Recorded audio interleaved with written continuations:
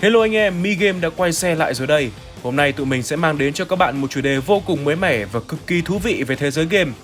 Từ xưa tới nay, anh em đều biết chơi game đa phần là với mục đích giải trí đúng không? Thế bạn có biết một vài tựa game lại bị cấm trên thế giới ở vài quốc gia mà game thủ không có cơ hội chơi hay không? Vì những lý do khách quan hay chủ quan mà một vài tựa game, kể cả những siêu phẩm hàng đầu của làng game thế giới, cũng không thể thoát khỏi sự gay gắt trong khâu kiểm duyệt của các nước. Đó giờ ai cũng biết, mỗi quốc gia đều có một hệ thống và quy định kiểm duyệt khác nhau, nên việc một số tựa game không thể vượt qua ải này là chuyện hiển nhiên. Tuy nhiên lại có một vài tựa game bị cấm vì một lý do không có chút liên quan gì tới việc kiểm duyệt cả. Vấn đề kiểm duyệt game vẫn là một câu chuyện dài kỳ của các nhà phát hành game, khi việc vượt qua các vòng kiểm duyệt của các nước sẽ ảnh hưởng trực tiếp đến doanh thu của tựa game đó khi phát hành. Thế nên những nhà phát triển đều rất cố gắng chiều lòng các cơ quan kiểm duyệt để con game của mình có thể tiếp cận với game thủ. Dẫu vậy có mấy trường hợp vẫn bị cấm dù họ chẳng làm gì sai cả.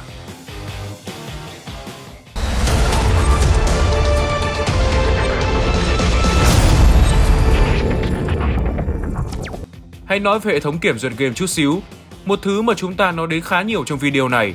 Ở nhiều quốc gia khác nhau lại có những tiêu chuẩn về game khác nhau. Lấy ví dụ như Mỹ đi, thì hệ thống kiểm duyệt của họ vô cùng thoáng với các tựa game mang tính bạo lực nhưng lại cực kỳ khắt khe với những vấn đề tình dục. Còn ở châu Âu, game nào có bắn nhau, tình dục các kiểu thì chuẩn bị tinh thần chỉnh sửa cái này cái kia đi rồi mới phát hành nhá. May mắn nhất chắc chỉ có game thủ Nhật, game ở đây thì được kiểm duyệt vô cùng thoáng. Kiểu cảm giác là game nào làm ra cũng được chơi tại Nhật Bản vậy. Trừ khi là game đó bị lên án và gây ra hiệu ứng tiêu cực thì mới bị xem xét thôi, còn không thì cứ thoải mái tè ga luôn bạn ơi. Gì chứ riêng vụ kiểm duyệt game thì cũng nhiều khê lắm. Và vì mỗi nước có một tiêu chuẩn khác, còn game mỗi năm ra mắt cũng chả ít, nên mỗi quốc gia lại có một hệ thống kiểm duyệt tiêu chuẩn cho riêng mình. Trong đấy nổi tiếng nhất chắc là hệ thống ESRB của Mỹ. Đây là hệ thống cực kỳ quen thuộc khi nó xuất hiện ở hầu hết các trailer game hoặc các đĩa game được bán ra hiện tại.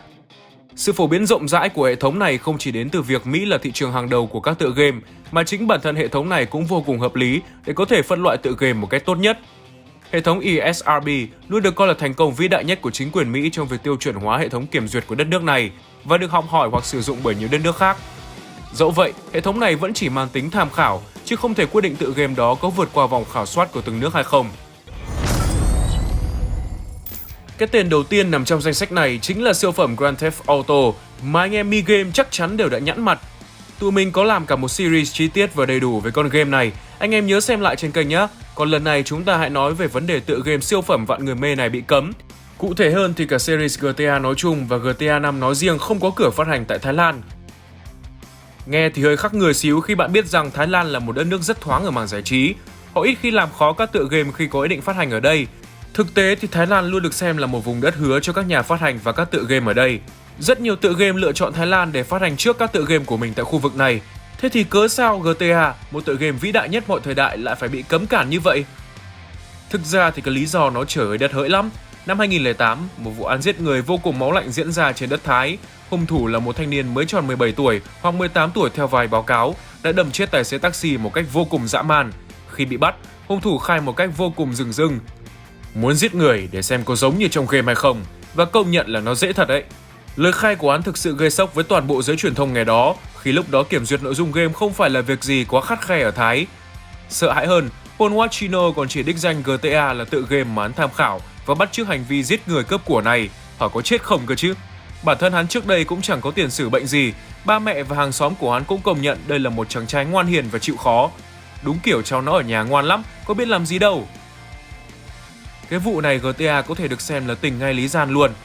Từ trước tới nay, GTA luôn bị giới chuyên môn và truyền thông đánh giá khắt khe về tính bạo lực trong nội dung trò chơi, thế nhưng họ lại không thể phủ nhận là việc đó không xảy ra, nhất là trong một xã hội rối ren như nước Mỹ, và cũng chả ai đủ nhận thức để làm theo những gì trong game cả.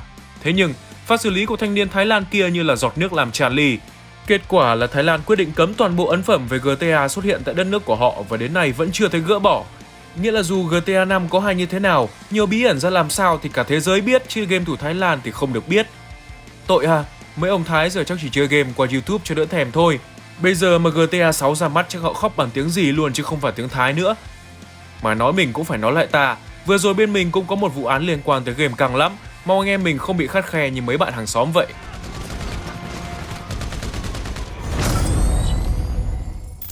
Sự phát triển vũ bão của công nghệ ngày nay, đồ họa trong game càng lúc càng chân thực hơn.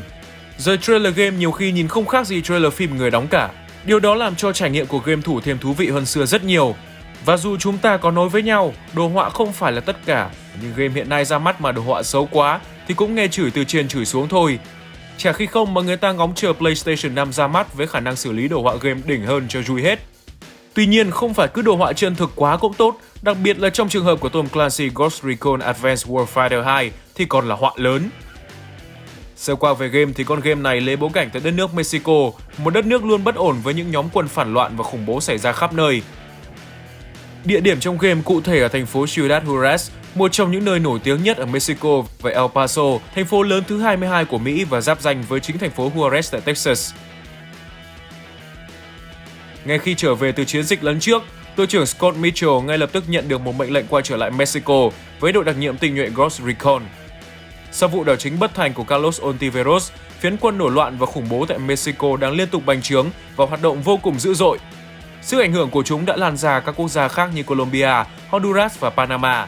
Cho đến khi phiến quân bắt đầu gây sự tại thành phố Juárez tiếp giáp với Mỹ, thì chính quyền nước Mỹ mới chịu đưa quân của mình qua đó, và Scott Mitchell chính là người chịu trách nhiệm cho chiến dịch này.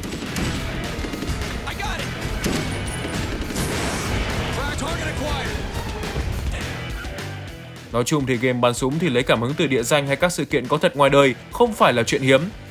Những điều đó không chỉ làm cho câu chuyện của game FPS trở nên sâu sắc hơn, mà còn làm cho game thủ cảm thấy như mình là một người lính thực thụ để hòa mình vào chiến trường. Nhưng mà Tom Clancy Ghost Recon Warfighter 2 lại bị cấm tại Mexico vì quá là chân thật. Không chỉ khắc họa gần như hoàn chỉnh thành phố nổi tiếng của Mexico, tựa game còn thể hiện rất rõ ràng và chân thật những bất ổn của thành phố này, mà theo như thị trưởng của thành phố nói là phóng đại và quá mức vô lý, là một sự xúc phạm đối với cư dân và thành phố của ông. Thì ai mà nói xấu tôi với nhà tôi thì đương nhiên là tôi không chịu rồi, nhưng lần này thì hơi khó xử khi mấy cái gì trong game có, ở ngoài cũng có luôn. Đặc biệt là mấy vụ khủng bố, phản động thì nó còn kinh khủng hơn trong game nhiều, nên đây giống như là một kiểu chữa thẹn của thị trường thôi. Mà chỉ cần nhiêu đây thôi là quá đủ để Mexico áp đặt lệnh cấm cho con game tuyệt vời này rồi. Tính ra thì cũng buồn, mà thôi cũng không trách được. Lẽ ra nên một vùng đất hay một quốc gia nào đó hư cấu thì đã không bị gì rồi. Nếu như Tom Clancy làm quá chân thật nên bị cấm, thì Command & Conquer General bị cấm vì cái tội tưởng tượng quá mức cần thiết đây này. Series Command & Conquer là một dòng game lâu đời và danh tiếng nhất nhì làng game. Mang trong mình phong cách chiến lược thời gian thực, Command & Conquer lần đầu được ra mắt vào năm 1995 dưới sự phát triển của Westwood Studio và mau chóng thành công rực rỡ. Sau này, Westwood được EA mua lại và tiếp tục phát triển series này tới năm 2011 thì dừng hẳn. Cho những ai chưa biết thì con game này được xem là cha đẻ của thể loại RTS, là một trong những tựa game RTS đầu tiên trên thế giới. Với độ nổi tiếng như thế, đương nhiên là tựa game này cũng nhiều fan hâm mộ không kém bất kỳ thương hiệu nào khác. Dẫu vậy danh tiếng có to cỡ nào thì tựa game này cũng bị cấm ở đất nước Trung Quốc, đặc biệt là phiên bản Command & Conquer General. Phiên bản General chính là tấm gương sáng ngời cho câu nói vuốt mặt thì phải nể mũi. Bạn muốn làm game phát hành tại đất nước của người ta, ít ra thì bạn cũng phải để chút mặt chút mũi cho chủ nhà chứ. Nghĩ làm sao mà ông lại phá nát cả tử cấm thành với vạn lý trưởng thành của người ta dù là trong game, xong ngồi cười hề hề như không có chuyện xảy ra chứ nhở? Đã thế, game còn khắc họa mấy ông Trung Quốc là một kẻ phản diện, tàn ác và chống lại loài người. Hỏi sao chính quyền Trung Quốc không sôi máu lên? Thế là dù bạn có là tượng đài như thế nào, vĩ đại hay cha đẻ gì đó thì thôi, khỏi chơi ở thị trường Trung Quốc nha. Nói thêm cho anh em biết luôn thì Trung Quốc có một hệ thống kiểm duyệt vô cùng khắt khe, nhưng tập trung vào nhiều vấn đề nhạy cảm như máu me, tình dục và vấn đề liên quan đến hình ảnh Trung Quốc. Lấy ví dụ như CSGO khi vào Trung Quốc, nhân vật thì sẽ không được chảy máu mà phải phun ra mấy tia khi dính đạn như súng sờn ấy, vậy mới thoát khỏi vòng kiểm duyệt của game. Tuy nhiên do thị trường quá là đông dân và rộng lớn, lợi nhuận ở đây là không thể bỏ qua cho các công ty game. Thế nên dù khắt khe khó khăn như thế nào, thì nhiều nhà phát hành game vẫn mong muốn con game của mình có thể xuất hiện tại Trung Quốc. Đến cả ông lớn như Steam mà còn phải thay đổi mình, hạn chế giờ chơi của game thủ để có thể tấn công thị trường đại lục là biết rồi. Amami Game nói vụ Tencent của Trung Quốc nắm cổ phần khá khá trong Steam chưa nhở? Đấy, như thế mà Command & Conquer General hồi đó còn đi cà khịa, hỏi sao không bị ghét cay ghét đắng. Vừa lắm.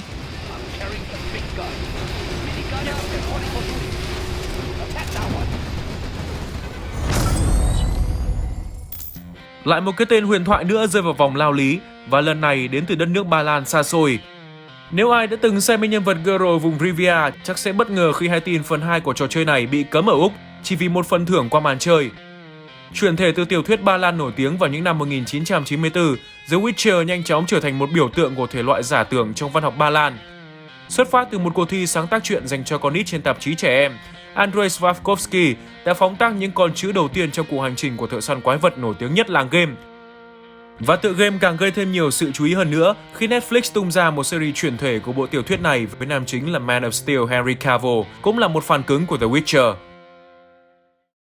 Quay lại với câu chuyện bị cấm, thì lý do của The Witcher 2 khá là hài hước, lấy tình dục làm phần thưởng. Trong một nhiệm vụ, khi hoàn thành xong thì phần thưởng dành cho Geralt chính là lựa chọn có ngủ với một tuyệt sắc gia nhân hay là giữ mình trong sạch thanh khiết. Đương nhiên phần thưởng hấp dẫn thế thì chả có thằng game thủ nào lại bỏ qua cho được. Gặp tôi còn cầm 3 big xin đi trước nữa cơ. Thế nhưng, một nhu cầu vô cùng chính đáng của loài người lại bị Bộ Kiểm duyệt Úc xem là không phù hợp với chuẩn mực đạo đức, không gìn giữ thuần phong mỹ tục gì đó, thế là ten, The Witcher 2 bị cấm khỏi nước Úc luôn. Về sau khi hai bên đã thương lượng ổn thỏa, game vẫn được ra mắt tại châu Đại Dương với điều kiện là nhân vật chính sẽ từ chối món quà tuyệt vời này. Mấy ông không húp, không thích thì để người ta thích, chơi vậy là không có đẹp đâu. Cũng là 3 cái chuyện tình cảm, nhưng lần này lại là Singapore. Mass Effect đã không thể vượt qua những ánh mắt khó tính của hệ thống kiểm duyệt và đành tạm biệt game thủ tại đây. Singapore nói riêng và các quốc gia châu Á nói chung có một truyền thống và tư tưởng đạo lý vô cùng chi li và phức tạp. Mỗi thành viên trong gia đình hay một cá nhân trong cộng đồng không thể muốn làm gì thì làm, mà phải có hành động tôn ti trật tự rõ ràng. Do đó, những người thuộc thế hệ cũ thường có cái nhìn khắt khe trong nhiều vấn đề như chuyện nối dõi và gia thất. Trai lớn cưới vợ, gái lớn gả chồng luôn là mặc định cho mỗi suy nghĩ của người dân ở đây. Thế nên những gì mà Mass Effect truyền tải vô tình lại xung đột với giá trị truyền thống đó. Mass Effect là một tựa game khoa học viễn tưởng kết hợp với hành động nhập vai và bắn súng góc nhìn thứ ba. Đây là một tựa game vô cùng chất lượng và được đánh giá cao bởi các chuyên môn và game thủ trên toàn thế giới. Thế nhưng, game lại vô tình có những cảnh nóng của các cặp đôi đồng tính, một vấn đề luôn được đấu tranh và quan tâm hiện nay. Chính phủ Singapore đương nhiên là không chấp nhận việc này, thế là họ cấm. Cộng đồng LGBT là một cộng đồng đang ngày càng phát triển và chứng minh cho thế giới thấy sức mạnh của mình. Họ cũng là những người bình thường, dù chưa khác biệt với người dị tính, nhưng họ vẫn có quyền được yêu, được tận hưởng với cuộc sống như bất kỳ ai. Thế nên hành động của chính phủ Singapore lúc đó quả thật là vô cùng khó hiểu. Mà bạn biết cái gì khó hiểu hơn không? Là Singapore cấm game Mass Effect vì những cảnh nóng đồng tính nữ, nhưng mấy cảnh nóng đồng tính nam trong game thì họ chẳng nói gì hết. Chưa gì kỳ.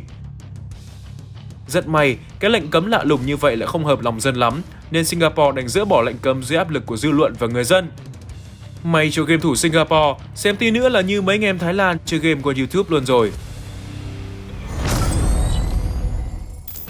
Vậy là Mi Game đã đi qua những tựa game bị cấm trên thế giới một cách vô cùng ngớ ngẩn và lãng nhách.